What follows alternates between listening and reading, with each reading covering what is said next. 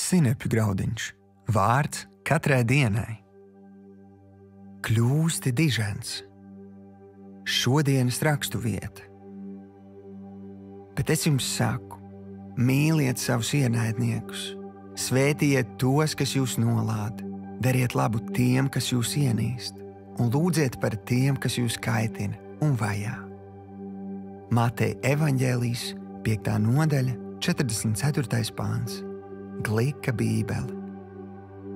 Šodienas pārdomas. Ja tu tiecies pēc diženuma, ja gribi būt lielisks tēvs vai māte, veiksmīgs uzņēmējs, skolotājs vai līderis, tev jārēķinās, ka ne visi tevi uzmundrinās un ne visi tevi sapratīs.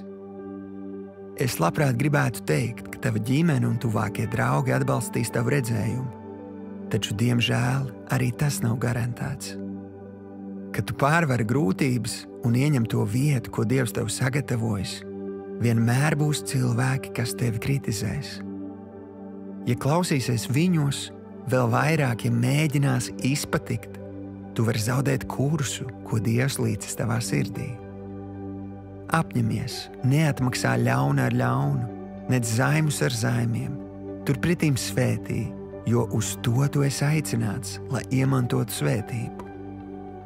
Katru dienu seko tava labā gana norādījumiem un meklē atzinību tikai no viņa.